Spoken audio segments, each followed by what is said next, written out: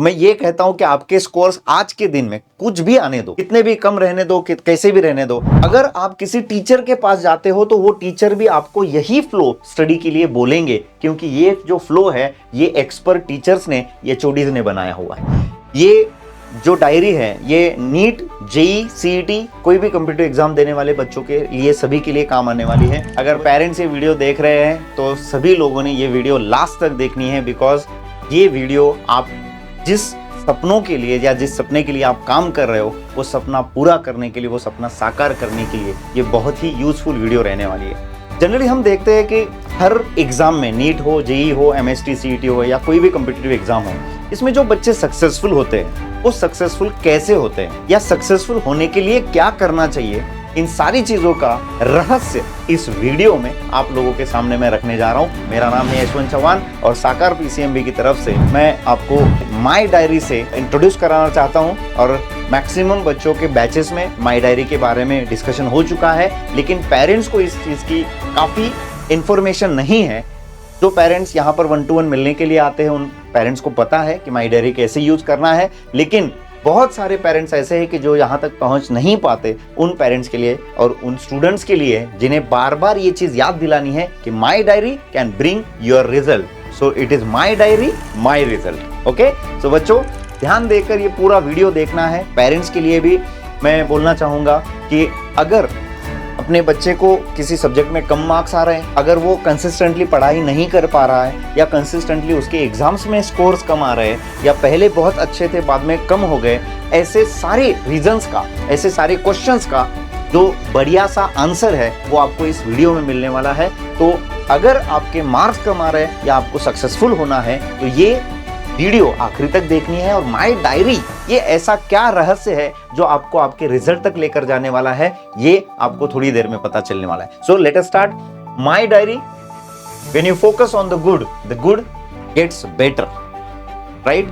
जब आप आपके पॉजिटिव चीजों पे फोकस करते हैं, आप में जो अच्छी चीजें हैं उन पे फोकस करते हैं, तो वो चीजें कुछ दिनों में बेहतर बन जाती है और वो आपको आपके लाइफ में सक्सेसफुल बनाती है, हैप्पी बनाती है। तो बच्चों माई डायरी के अंदर ये पहला पेज आपके सभी के घर पे ये डायरी अगर है तो आप इसको ओपन करके बैठ जाइएगा। पेरेंट्स को भी मैं रिक्वेस्ट करता हूं कि माई डायरी सभी स्टूडेंट्स को दी गई है। अगर आपके चाइल्ड के पास ये माई डायरी नहीं है तो उसे आप बताना है कि ऑफिस में से ये माई डायरी ले लेना है, क्योंकि माई diary can bring your result.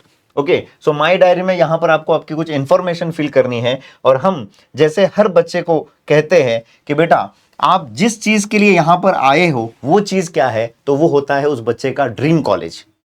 अब मैं ये कहता हूं कि आपके स्कोर्स आज के दिन में कुछ भी आने दो, कितने भी कम रहने दो, कैसे भी रहने दो, आपका कुछ तो ड्रीम होता है। आप जिस फील्ड के लिए, जिस ब्रांच की तरफ अप्रोच कर रहे हो, जहां पर आपको जाना है, उस चीज के बारे में, उसके बारे में आपका कुछ सपना होता है। तो वो सपना आपने यहां पर लिखना है, वो कॉलेज का नाम आपको यहां पर लिखना है। और मैं हमेशा बोलता हूं कि सपने हमेशा बड़े होने चाहिए, अचीवेबल भी होने चाहिए, राइट। तो वो चीज आपको यहां पर करनी है बच्चों। पहले ये माई कॉलेज ये इंफॉर्मेशन फिल कर लो। बाद में माई डायरी में आगे कुछ इंफॉर्मेशन दी है, कैलेंडर दिया है 2024-25 का, ताकि आप आगे आपके सब्जेक्ट के लिए जो भी प्लान करो वो प्लान आप इसमें लिख सको। मैं थोड़ा कैमरा के लिए आगे यहाँ पर इसको जूम करना चाहता हूँ। जैसे कि मेरा केमिस्ट्री सब्जेक्ट है तो मैं केमिस्ट्री के बारे में पहले बताऊंगा, हाउ टू स्टडी केमिस्ट्री। ऐसे अगर आप किसी टीचर के पास जाते हो तो वो टीचर भी आपको यही फ्लो स्टडी के लिए बोलेंगे, क्योंकि ये जो फ्लो है ये एक्सपर्ट टीचर्स ने, ये एचओडीज ने बनाया हुआ है। तो बच्चों ये अगर फ्लो आप समझ लोगे, थोड़ा सा फिजिक्स के लिए, केमिस्ट्री के लिए अगले पेजेस पे, बायोलॉजी और मैथमेटिक्स के लिए भी आपको फ्लो बताया गया है। ये जो डायरी है ये नीट, जेई, सीईटी, कोई भी कंप्यूटर एग्जाम देने वाले बच्चों के लिए, सभी के लिए काम आने वाली है। तो बच्चों केमिस्ट्री के लिए अगर मुझे आपको फ्लो बताना है तो मैं सबसे पहले बताऊंगा कि अटेंड लेक्चर्स केयरफुली। आप फिजिक्स में भी जाओगे या किसी भी सब्जेक्ट में जाओगे तो आपको लेक्चर्स बहुत केयरफुली और अच्छे से अटेंड करने हैं, क्योंकि आपके लेक्चर्स ही आपका स्टडी का बहुत बड़ा कंट्रीब्यूट करते हैं, बड़ा बड़ा पार्ट आपको समझाते हैं। तो सबसे पहले तो कोई भी सब्जेक्ट आपको समझ में आना बहुत ज्यादा जरूरी है, क्योंकि लेक्चर्स अगर आप केयरफुली अटेंड करते हो तो लेक्चर्स में दो चीजें होती है। मैं लेक्चर्स के बारे में भी आपको बताना चाहूंगा कि लेक्चर्स में मैक्सिमम केसेस में हम हमारे दोस्तों के साथ बैठते हैं, जिसकी वजह से दोस्तों में कुछ छोटी छोटी चीजें डिस्कस होती रहती है और उन चीजों की वजह से हम लेक्चर में पूरा कंसंट्रेट नहीं कर पाते या छोटी छोटी चीजों की तरफ ध्यान देते हैं जिसकी वजह से हम पूरा फोकस लेक्चर्स पे नहीं कर पाते। तो मैं यह बताना चाहता हूं बच्चों, लेक्चर्स में हर टीचर उसकी 100% एनर्जी डालते हैं, तो वो जो एनर्जी है वो एनर्जी आपको 100% अगर यूटिलाइज करनी है तो आपको डिस्ट्रैक्शंस को दूर रखना है। अगर पॉसिबल है तो आपके फ्रेंड्स के साथ क्लास में मत बैठो, फ्रेंड्स क्लास के बाहर आप उनके साथ एंजॉय करो, बाकी सारी चीजें करो, डिस्कशन करो, लेकिन क्लास में अगर बैठे भी है फ्रेंड्स के साथ तो बिल्कुल आप स्टडी के सिवा कुछ भी डिस्कशन मत कीजिएगा। और दूसरी इंपॉर्टेंट चीज मैं आपको बताना चाहूंगा कि जब भी टीचर्स आपको कोई कॉन्सेप्ट पढ़ाते हैं, जनरली साइंस में ये चीज बहुत ज्यादा मैटर करती है कि जब भी साइंस में कोई कॉन्सेप्ट डेप्थ में पढ़ाया जाता है ना, तो आपका फुल कंसंट्रेशन आपके टीचर की तरफ चाहिए, ना कि तब कुछ लिख रहे हो या फ्रेंड से कुछ डिस्कस कर रहे हो। जब तक आपके टीचर का वो पूरा कॉन्सेप्ट समझाना खत्म नहीं हो जाता तब तक आपकी पूरी कॉन्सेंट्रेशन टीचर के पास चाहिए, बोर्ड की तरफ चाहिए। राइट बच्चों, ये चीज ध्यान में रखना है। सो अटेंड लेक्चर्स केयरफुली के बाद read the topic from NCERT book. NEET के बच्चों के लिए एनसीईआरटी बुक, जेईई के बच्चों के लिए एनसीईआरटी बुक बहुत ज्यादा इंपॉर्टेंट है। लेक्चर्स अटेंड करने के बाद जब घर जाके पढ़ाई करोगे तो ये टॉपिक एनसीईआरटी में से भी पढ़ना है और क्लास नोट से भी पढ़ना है। अगर आप एमएचटी सीईटी की प्रिपरेशन कर रहे हो बच्चों, तो एनसीईआरटी बुक की जगह आपको क्या यूज करना है, आपकी बोर्ड की टेक्स्ट बुक यूज करनी है। राइट बच्चों, so prepare your own short notes. आपके जो भी क्लास नोट्स है, एनसीईआरटी बुक से आप कोई कंटेंट पढ़ रहे हो, वो सबका मिला के आपको आपका सिनॉप्सिस यानी शॉर्ट नोट्स बनाने हैं। अब शॉर्ट नोट्स का एक अलग वीडियो मैं बनाने वाला हूं कि अच्छे शॉर्ट नोट्स कैसे बनाते हैं। राइट, किसी भी सब्जेक्ट में आपको अगर कम से कम समय में रिवीजन करनी है, आपको एग्जाम ओरिएंटेड स्टडी मटेरियल बनाना है, तो आपका खुद का होना चाहिए, ना कोई कॉपी पेस्टेड मटेरियल चाहिए, ना कोई प्रिंटेड मटेरियल चाहिए। प्रिंटेड मटेरियल लाखों बुक्स पढ़े हुए हैं, लेकिन जब तक हम हमारा स्टडी मटेरियल शॉर्ट नोट्स नहीं बनाते बच्चों, तब तक हम रियल स्टडी नहीं करते या उसकी सारी चीजें और उसकी डेप्थ हमारे समझ में नहीं आती। तो उसका एक डिटेल वीडियो मैं आगे बनाने वाला हूं। तो आपने जो भी क्लास में सीखा हुआ है, घर जाके आप जिसको रीड कर रहे हो उसके शॉर्ट नोट्स बनाने हैं। हर चैप्टर के शॉर्ट नोट्स आपके रेडी चाहिए। उसके बाद आप 10वीं तक जो पढ़ाई करते थे वो पढ़ाई कंप्लीट अलग थी, क्योंकि आप डिस्क्रिप्टिव पेपर लिखते थे। लेकिन अभी आप मल्टीपल चॉइस क्वेश्चन वाले एग्जाम्स दे रहे हो, तो इन एग्जाम्स में आपके रीडिंग से भी ज्यादा मैटर करता है आपका लर्निंग प्रोसेस, और दूसरा होता है एमसीक्यू सॉल्विंग प्रोसेस। बच्चों, फिजिक्स और केमिस्ट्री ऐसे दो सब्जेक्ट्स हैं जिनमें प्रैक्टिस के बिना आप इन सब्जेक्ट्स में मास्टर नहीं हो पाएंगे या वो स्कोर हासिल नहीं कर पाएंगे जो इन एग्जाम्स को क्रैक करने के लिए लगता है। तो बच्चों, सबसे इंपॉर्टेंट चीज आपके स्टडी में रहेगी इसके आगे मल्टीपल चॉइस क्वेश्चन और उनका प्रैक्टिस। और ये जो प्रैक्टिस है बच्चों, ये आपको साकार की तरफ से, आपके इस कोचिंग की तरफ से जो भी स्टडी मटेरियल मिला है, उस स्टडी मटेरियल से ही आपको एमसीक्यू सॉल्व करने। उसका रीजन मैं आपको बताता हूं।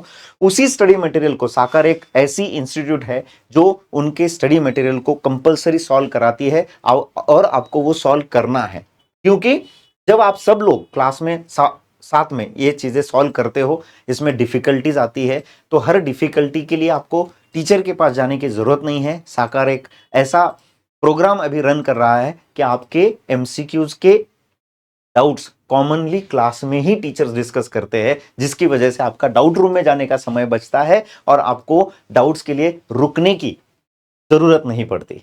तो सब लोगों के डाउट्स साथ में सॉल्व होते हैं, क्योंकि हम ऐसा सोचते हैं कि बहुत कम बच्चे जो होते हैं वो डाउट्स के लिए आते हैं, खुद से आते हैं, उनको बताने की बुलाने की जरूरत नहीं पड़ती। लेकिन बहुत सारे बच्चे ऐसे हैं कि जो ये सोचते हैं कि मैं सर के पास कैसे जाऊं, मैं डाउट्स कैसे पूछूं, सर मुझसे वापस सवाल तो नहीं करेंगे। इस वजह से डर के मारे या किसी और चीज़ों के वजह से, फ्रेंड्स क्या सोचेंगे मेरे बारे में अगर मुझे इतना नहीं आता है, मेरा डाउट बहुत ही सिंपल लगता है, ऐसे काफ़ी सारे सवाल बच्चों के मन में होते हैं जिसकी वजह से वो डाउट्स पूछने नहीं आते।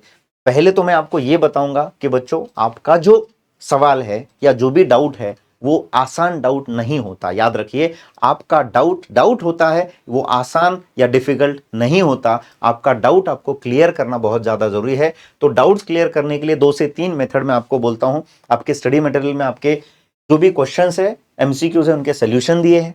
उससे अगर नहीं समझता है तो आप फ्रेंड्स के साथ डिस्कस कर सकते हैं जिनके साथ आपकी अच्छी ट्यूनिंग है। और तीसरा, आप टीचर्स के पास जाके सॉल्व करना चाहिए, क्योंकि टीचर डाउट सॉल्व करते करते एनालाइज करते हैं कि ये बच्चे की डिफिकल्टी क्या है और उस पर सोल्यूशंस बताते हैं कि आपने घर में क्या इसके ऊपर प्रैक्टिस करनी चाहिए। तो ये सब्जेक्ट के ऊपर आप प्रैक्टिस कर सकते हैं। तो इसीलिए एमसीक्यूज आपके जीवन का अब एक ऐसा अभिन्न अंग हो जाएगा कि एमसीक्यूज के बिना आप कोई भी एंट्रेंस एग्जाम क्रैक नहीं करोगे। याद रखना है, सिर्फ पढ़ने से कोई एंट्रेंस एग्जाम क्रैक नहीं होने वाला है। तो बच्चों, एमसीक्यूज, और वो भी डेली।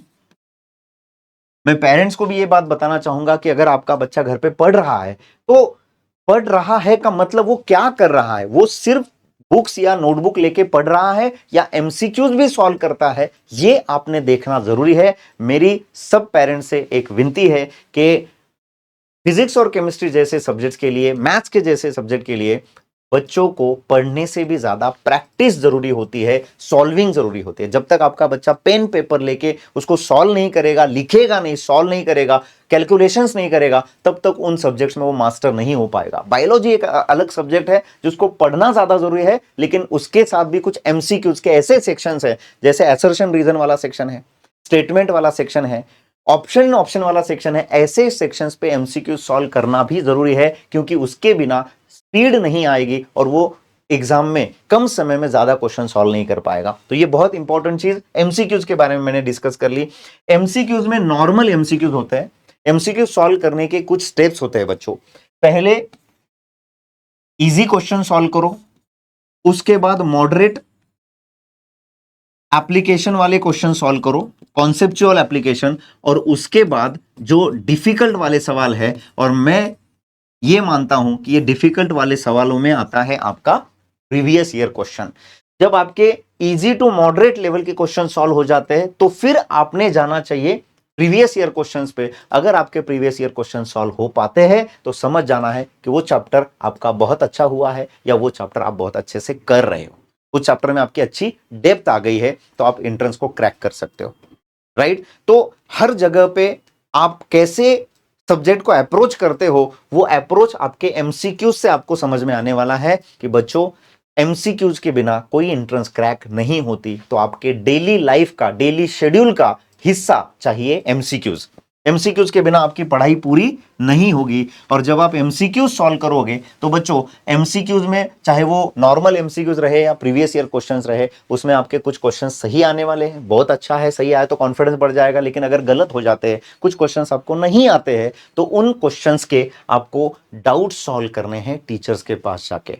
तो डाउट सॉल्व करने के लिए मैंने 3 चीजें बताई। एक तो आप उसका सोल्यूशन देखकर समझ लीजिए कि इसमें मेरा अप्रोच क्या था और सही अप्रोच क्या था। अगर उससे समझ में नहीं आता है तो आप आपके फ्रेंड्स के साथ, आपके कॉलीग्स के साथ डिस्कस कर सकते हैं कि इस क्वेश्चन का सही अप्रोच कैसा होना चाहिए था। कभी कभी ऐसे होता है ना, टीचर ने समझाने के बावजूद भी नहीं समझता, लेकिन फ्रेंड्स ने समझाने के बाद तुरंत समझ में आता है। तो ये एक दूसरी टेक्निक। और तीसरी चीज जो मैं आपसे हमेशा कहता हूं, हर टीचर आपसे हमेशा कहते हैं कि बेटा डाउट सॉल्व करो, डाउट्स की वजह से आपके मार्क्स बढ़ेंगे।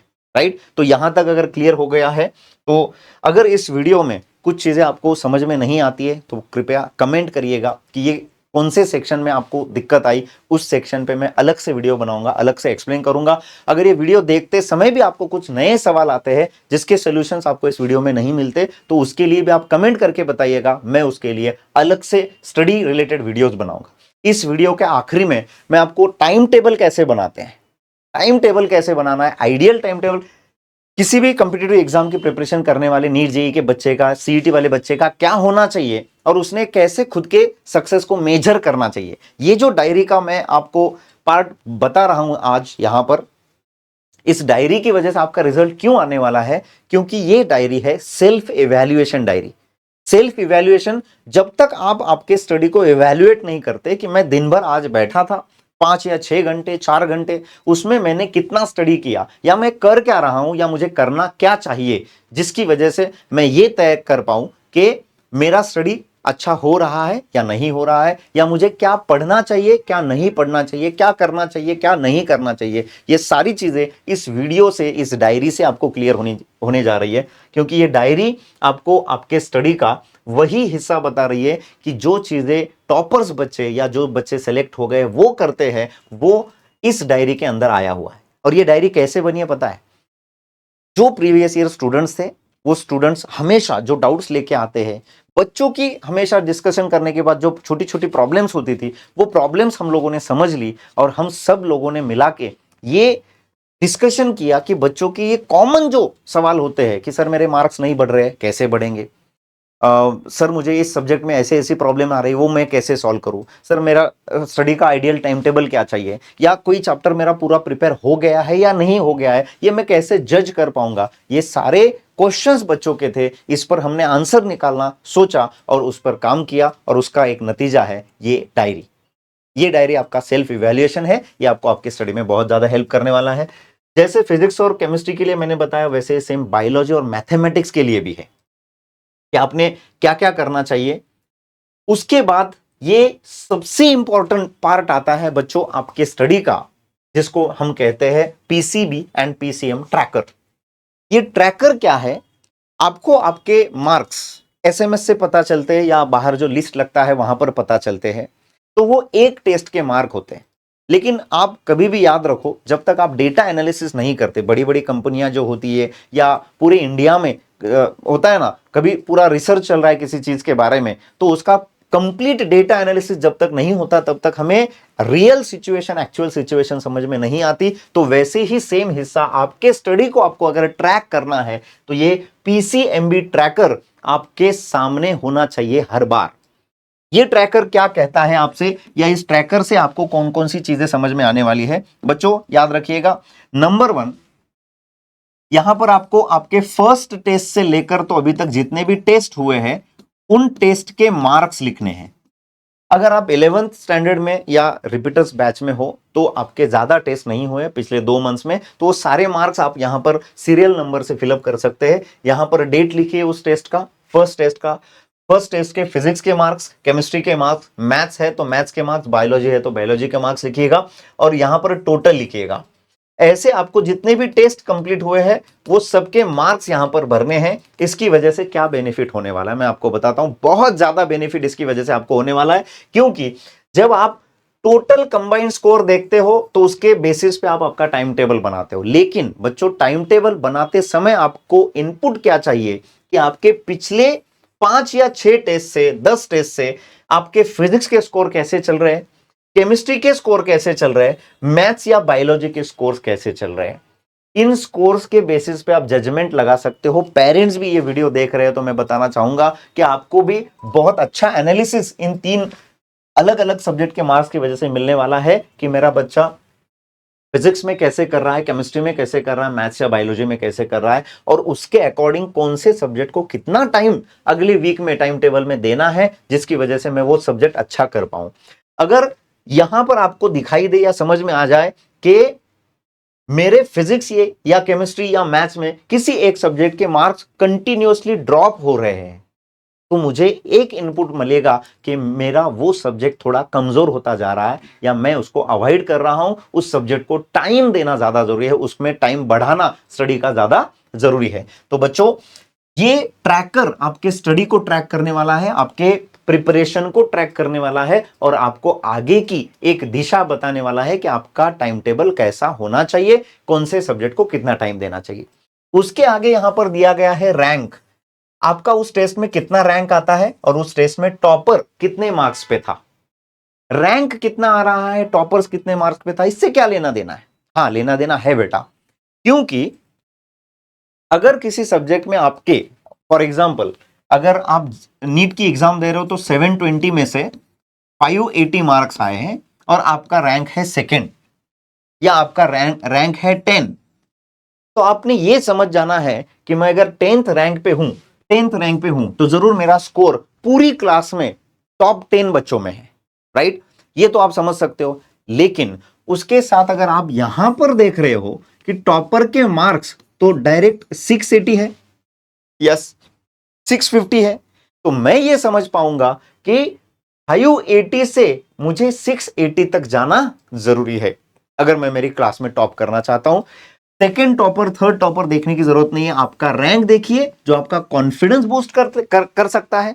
और आप टॉपर के स्कोर इसलिए देखिएगा ताकि आप ये सोच पाओ कि आपसे अभी फर्स्ट रैंकर कितनी दूर है, तो आप अनुमान लगा सकते हैं कि मुझे और कितनी कोशिश करनी चाहिए मुझे, क्योंकि देखो कंपटीशन के बिना ग्रोथ नहीं है।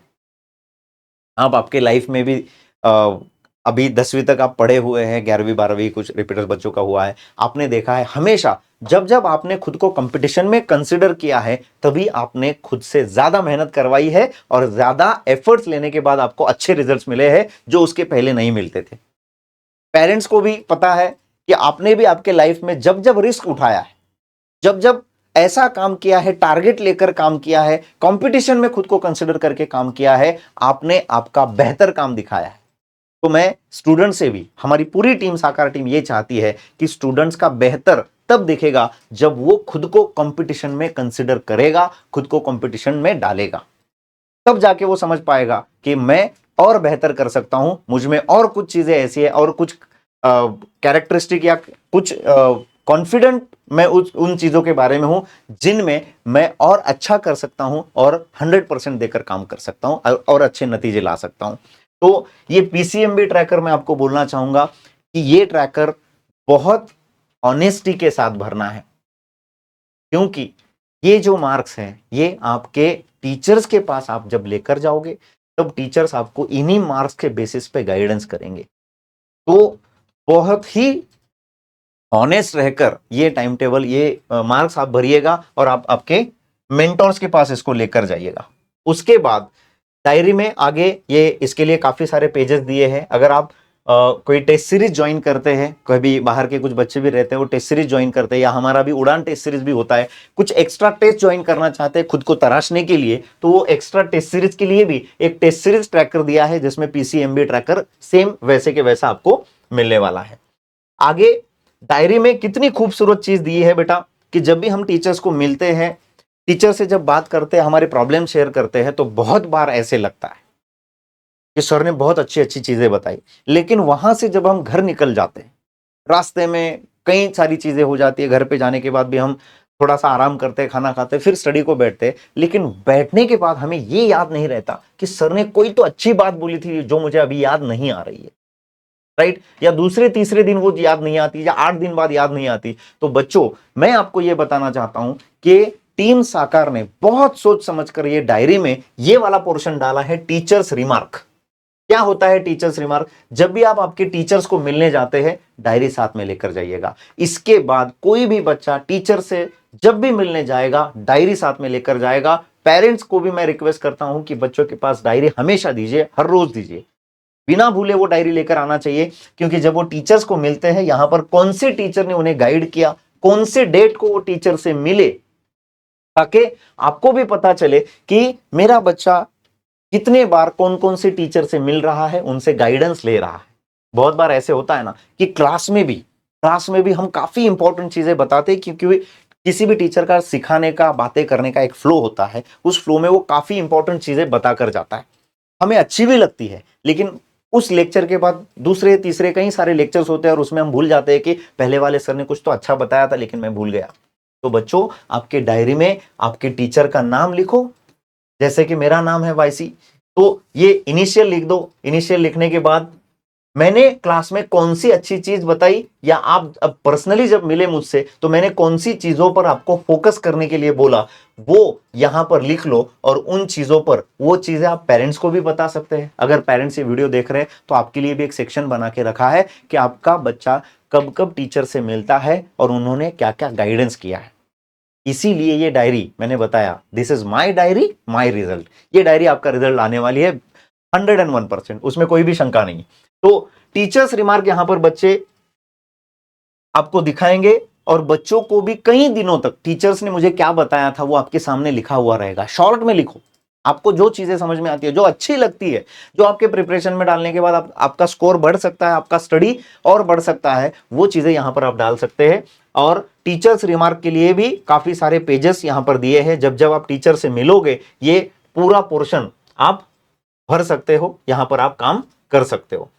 इसके बाद बच्चों कुछ ब्लैंक पेजेस आपको दिए गए हैं। हर पेज पे एक अच्छा थॉट दिया है जो आपको हर दिन बेहतर करने में आपकी मदद करेगा, आपकी हेल्प करेगा।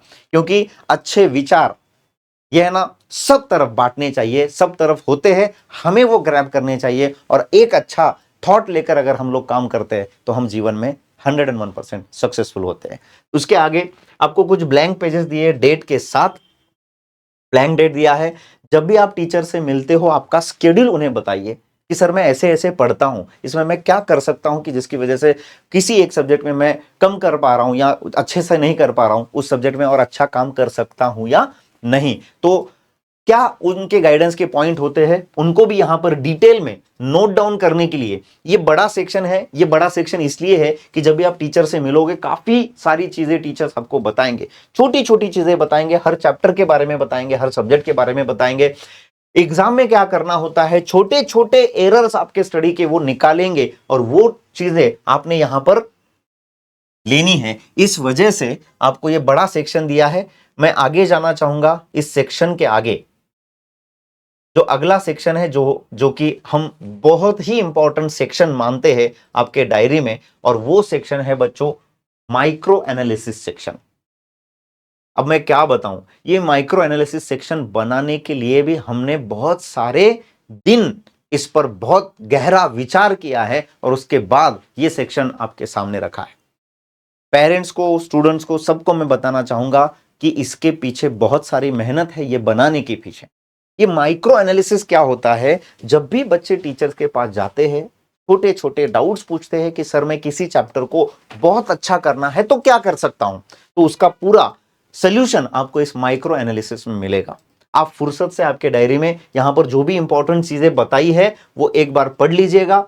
मैं इस सेक्शन में क्या करना है उसके बारे में मैं आज बताने वाला हूं। यह सबसे इंपॉर्टेंट और लास्ट हिस्सा है इस वीडियो का, लेकिन यह सबसे इंपॉर्टेंट हिस्सा भी है, मैं बताना चाहूंगा। अब इस सब्जेक्ट में, हर सब्जेक्ट में, हर चैप्टर में बच्चा एक्सेल कैसा करे।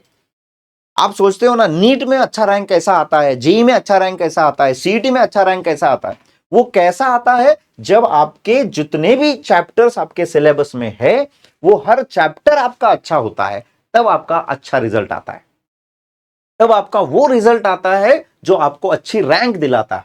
तो हर चैप्टर जब तक आपका अच्छा नहीं होगा, अच्छा रैंक नहीं ला पाओगे। तो बच्चों, हर चैप्टर अच्छा करने के लिए क्या करना चाहिए। कुछ बच्चे हैं ना, मैं वीडियो के शुरुआत में कहा था मैंने कि डरते हैं टीचर्स के पास कैसे जाए, काफी सवाल होते हैं उनके माइंड में कि सर को कैसे फेस करूं, मेरे तो मार्क्स कम आते हैं, फिर सर कुछ बातें तो नहीं सुनाएंगे मुझे, या सर ऐसा कुछ नहीं बोलते बेटा, आप एक बार जाकर तो देखो, आप एक बार जाकर तो देखो। वो बहुत प्यार से बात करते हैं आपके डाउट पे या आपकी जो भी समस्याएं हैं वो पहले समझ लेते हैं और उसके बाद आपको बहुत बेहतरीन तरीके से गाइड करते हैं कि बेटा ना आपको ये चीज पहले करनी चाहिए। भले ही आपके क्लास का टॉपर कुछ अलग चीजें कर रहा हो, लेकिन आपके लिए सबसे ज्यादा जरूरी ये चीज है, ये सेकंड, ये थर्ड, ये फोर्थ, ऐसे धीरे धीरे धीरे आगे बढ़ेंगे तो 101% आप भी एक दिन क्लास में टॉप करोगे। आप भी जिस एंट्रेंस के लिए यहां पर कोचिंग ले रहे हो उस एंट्रेंस में आप बहुत अच्छा रैंक हासिल करोगे। तो बच्चों, ये हर चैप्टर को तंदुरुस्त बनाने की ये क्या मेडिसिन है या क्या रेमेडी है, ये मैं आपके सामने यहां पर रख रहा हूं। ये एक्चुअली 2 पेजेस में डिवाइडेड है। ये फर्स्ट पेज है, इसके आगे सेकंड पेज है। इसमें क्या क्या इंफॉर्मेशन भरनी है मैं पहले ही बता रहा हूं आपको कि ये डायरी आपको बहुत ऑनेस्टली भरनी है, प्रामाणिकपणे भराई चाहिए, क्योंकि इसमें गलत इंफॉर्मेशन डालोगे, इनपुट गलत डालोगे तो आउटपुट भी गलत ही निकलेगा, रॉन्ग गाइडेंस आपको मिलेगा। तो वो कहते हैं ना, डॉक्टर से, लॉयर से और टीचर से कभी झूठ नहीं बोलना चाहिए, क्योंकि अगर आपने झूठ बोला तो वो आपको झूठ ही सलाह देंगे, क्योंकि आपने जैसा इनपुट उनको दिया है उसी बेसिस पे वो अगला काम करते हैं और उसी बेसिस पे डॉक्टर है तो आपको मेडिसिन देगा, अगर कोई लॉयर है तो आपको वो सलाह ही उस इनपुट के बेसिस पे देगा, और टीचर है तो टीचर तो हमेशा चाहते हैं बेटा कि आपका अच्छा हो, आपका भला हो। आपके गुरु वही चाहते हैं कि आप उनसे भी बड़े बने। तो आप उनको अगर गलत चीजें बताएंगे तो वो भी आपको गलत गाइडेंस करने की वहां पर क्या वो गलत गाइडेंस कर सकते हैं आपको। तो बच्चों, यहां पर चैप्टर का या सब टॉपिक का नाम दिया है, चैप्टर का नाम दिया है। यहां पर कुछ ओल्ड डायरीज थे, वहां पर चैप्टर के सब टॉपिक्स भी दिए थे, लेकिन सब टॉपिक पे हर बार काम होता नहीं है, उतना अच्छे से बच्चे उसको भरते नहीं है, इसलिए हमने सिर्फ अभी चैप्टर्स के नाम रखे हैं। चैप्टर्स में आपको क्या करना है, फॉर एग्जाम्पल पहला चैप्टर है आपका फिजिक्स का यूनिट्स एंड मेजरमेंट्स, ऐसा ही केमिस्ट्री, बायोलॉजी, मैथ सबका आगे चैप्टर्स के नाम दिए हुए और उसके आगे कुछ कॉलम्स है जहां पर इंफॉर्मेशन आपको भरनी है या उतना काम आपको करना है, तब जाके आपका वो चैप्टर बेहतरीन बनने वाला है। जैसे कि फिजिक्स का फर्स्ट चैप्टर है, उसके लेक्चर्स आपने ऑफलाइन या ऑनलाइन अटेंड किए था, उसको टिक करना है कि ऑफलाइन अटेंड किए हैं, और सारे लेक्चर्स अटेंड किए हैं तो वो लिखो। कुछ लेक्चर मिसिंग है तो यहां पर वो भी डिटेल्स डाल दो, 2-3 लेक्चर्स आर मिसिंग, मैं उसको बाद में करने वाला हूं, या मेरे वो अभी अच्छे नहीं हुए हैं, मुझे वो वापस देखने की जरूरत है या उसका गाइडेंस लेने की जरूरत है, टीचर से सीखने की जरूरत है। उसके आगे कॉलम दिया है reading from text book. Text book में से उस चैप्टर को रीड करना बहुत ज्यादा इंपॉर्टेंट है। कभी कभी ऐसा ही बताया जाता है कि एचसी वर्मा से पढ़ना है फिजिक्स के लिए, केमिस्ट्री के लिए एनसीईआरटी की टेक्स्ट बुक आपको पढ़नी है, राइट। उसमें से आपको काफी जानकारी मिलने वाली है, वो पॉइंट्स मिलने वाले हैं और ये आपको कंपलसरी करना है। तो इस कॉलम में आप फर्स्ट टाइम अगर उसको रीड करते हो बेटा, तो यहां पर फर्स्ट टाइम रीड किया तो 1 लिखो, सेकेंड टाइम आप उसको रीड करते हो तो 2 लिखो, थर्ड टाइम आप रीड करते हो तो 3 लिखो। ऐसे जितनी बार आप उसको रीड करोगे वो नंबर वहां पर मेंशन करो। इसका रीजन बताता हूं, वो नंबर जितना बढ़ते जाएगा ना बेटा, उतना उस चैप्टर का आपका कॉन्फिडेंस अच्छा रहेगा और आपको बाद में 6 महीने बाद दिखाई देगा कि ये चैप्टर तो मैंने 5 बार रीड करा हुआ है, तो कुछ प्रॉब्लम नहीं है, मैं इसको अच्छे से कर सकता हूं। जो होता है ना, एग्जाम के जैसे जैसे नजदीक जाते हैं वैसे वैसे हमारा कॉन्फिडेंस थोड़ा कम हो जाता है। तो तब आप जब ये नंबर्स देखोगे तब आपको ये पता चलेगा कि मैंने तो ये चैप्टर इतनी बार रीड किया है, मुझे ज्यादा प्रॉब्लम नहीं आने वाली है, मैं ये चैप्टर बहुत अच्छे से कर सकता हूं। तो ये आपके आखिरी दिनों वाली भी प्रिपरेशन चलने वाली है, राइट। ये आपको वहां पर भी कॉन्फिडेंस बूस्ट कराएगा। उसके बाद जो सेक्शन है, उसके बाद सेकंड पेज पे जाइएगा। सेकंड पेज पे उसी चैप्टर में से आपको और क्या क्या चीजें करनी है, उस चैप्टर के क्लास नोट या सेल्फ नोट्स, जैसे मैंने इसके पहले बताए, वो निकालने हैं। शॉर्ट नोट्स या शॉर्ट समरी निकालने का मतलब ये नहीं होता है पॉइंट्स को स्किप करना या उसको ट्रिम करना, नहीं। आपको चैप्टर का हर एक वो पॉइंट कवर करना है जो एग्जाम के लिए इंपॉर्टेंट है, लेकिन कम कंटेंट लिखना है, ज्यादा थ्योरी लिखना नहीं है, कम समय में ज्यादा रीडिंग कर सके ऐसा पार्ट करना है। अब मैं जब ऐसे बताता हूं, बच्चे क्या करते हैं, उसको बहुत शॉर्ट करके लिखते हैं, 2 पेजेस में एक चैप्टर कंप्लीट हो जाता है। बेटा वो उतना भी शॉर्ट नहीं करना है, क्योंकि होता क्या है ना, उसको बाद में पढ़ने का मन नहीं करता, इतना शॉर्ट हो जाता है वो, और छोटी छोटी चीजें जो होती है वहां पे मेंशन नहीं कर पाते हम लोग। तो डिटेल रखो उसको, लेकिन समरी यानी शॉर्ट रहनी चाहिए, ज्यादा लेंदी नहीं रहनी चाहिए, ताकि आप एक चैप्टर को 1 घंटे में भी रिवाइज कर सके, पूरा कर सके, आधे घंटे में भी कर सके। उसके बाद आपको फिजिक्स का सब्जेक्ट है तो आपको सब्जेक्टिव क्वेश्चंस उसके सॉल्व करने हैं, जो जनरली क्लास में लिए जाते हैं, और आपके जो स्टडी मटेरियल मॉड्यूल्स आपको दिए हैं उसमें से भी आपको वो क्वेश्चंस मिलेंगे, वो पहले सॉल्व करने हैं। और एक चैप्टर पे देखो बच्चों, फिजिक्स के लिए मिनिमम 300 एमसीक्यूज आपको सॉल्व करने हैं। मैं हमेशा ये बताऊंगा आपको कि किसी भी चैप्टर के जितने एमसीक्यू ज्यादा सॉल्व करोगे, वो चैप्टर उतना मैच्योर्ड बनेगा आपके लिए, उतना कॉन्क्रीट उसका कॉन्सेप्ट बनेगा और आप गलतियां कम करोगे। बच्चे हमेशा बोलते हैं सर मेरी सिली मिस्टेक्स हो गई, सर मेरे ये क्वेश्चंस आ सकते थे लेकिन एग्जाम में मुझे याद नहीं आया, नहीं समझ में आया। क्यों बेटा? क्योंकि आपकी अभी उसकी प्रैक्टिस कम है, और अगर प्रैक्टिस करोगे तो वही सेक्शन आप बहुत अच्छे से कर पाओगे। मैं बताता हूं आपको, जब आप क्वेश्चन सॉल्व करते हो तो बहुत सारे डाउट्स रेज होते हैं, तो टीचर्स के पास, फ्रेंड्स के साथ डाउट सॉल्व करिए। आपके सारे डाउट सॉल्व होने के बाद आपको पता चलेगा कि आपका वो चैप्टर मास्टर हो चुका है, बहुत अच्छा हो चुका है। और फाइनली आप यही डायरी, यही पेज आपके टीचर्स को बताइए, ताकि आपको समझ में आ जाए कि टीचर्स ने उसको अप्रूव कर दिया है कि बेटा आपका ये चैप्टर अच्छा हुआ है, इस पे और रिवीजन करना है, नहीं करना है, और ज्यादा एमसीक्यू सॉल्व करने हैं या नहीं करने हैं। तो ये एमसीक्यू के साथ मैं इसमें पीवाईक्यू भी जोड़ना चाहूंगा। प्रीवियस ईयर क्वेश्चन आखिरी में अगर आपके सॉल्व हो गए तो समझ जाना है कि मैं बहुत बेहतर ये चैप्टर कर रहा हूं, ये चैप्टर मैं बहुत अच्छे से कर सकता हूं।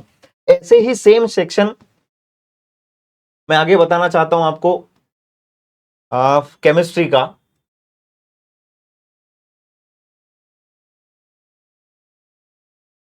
केमिस्ट्री का पार्ट है, यहां पर पहला चैप्टर है, लेक्चर्स है, और उन लेक्चर्स के बाद एनसीईआरटी रीडिंग ऐसा सेक्शन दिया है। बायोलॉजी के लिए भी सेम एनसीईआरटी रीडिंग आप लोग करना है।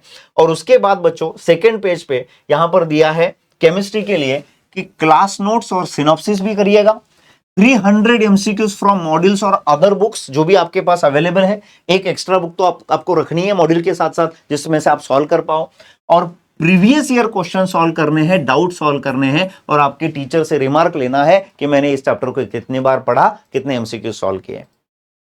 जितना अच्छे से ये डायरी आप भरोगे उतना अच्छा आपका हर चैप्टर का काम होगा। और मैं आपको ये गारंटी देता हूं कि अगर इतना काम हर बच्चे ने हर चैप्टर के लिए अगर किया तो उसको सक्सेसफुल होने से कोई नहीं रोक सकता, राइट। तो देखो, हर बच्चा ड्रीम लेकर 11th-12th में आता है, वो उसकी ड्रीम पूरी करने के लिए आता है। हर पेरेंट ऐसा चाहते हैं कि मेरा बच्चा कुछ अच्छा कर पाए, जो इतने सालों तक वो नहीं कर पाया, वो करने का समय हमारा 11th-12th में होता है। तो ये बहुत क्रूशियल ईयर्स हमारे लाइफ के होते हैं, और इन क्रूशियल ईयर्स में मैं बताता हूं आपको, सिर्फ पढ़ाना इंपॉर्टेंट नहीं समझते हम लोग समझते हैं कि आपको प्रॉपर गाइडेंस मिलना चाहिए कि पढ़ते कैसे हैं, प्रिपरेशन कैसे करते हैं, उसके क्या क्या छोटे छोटे अंग होने चाहिए, जिसकी वजह से आप इन बड़े एग्जाम्स में, नेशनल लेवल के एग्जाम में अच्छा स्कोर कर पाओ। तो इस गाइडेंस का ये एक हिस्सा था। इसके बाद मैं आपको टाइम टेबल कैसा बनाते हैं, आइडियल टाइम टेबल स्टडी का क्या होना चाहिए, और स्टडी को कैसे डिस्ट्रीब्यूट करते हैं अलग अलग सब्जेक्ट्स में, अलग अलग आवर्स में, वो अगले वीडियो में बताऊंगा। इस वीडियो से आपको जो भी जानकारी मिली है, इस वीडियो में आपको वीडियो जो सुनते सुनते आपको कुछ क्वेश्चंस अगर रेज हो गए हैं तो आप कमेंट्स में लिखिएगा, 101% मैं उसके सॉल्यूशंस आपको दूंगा। Okay, thank you, all the best.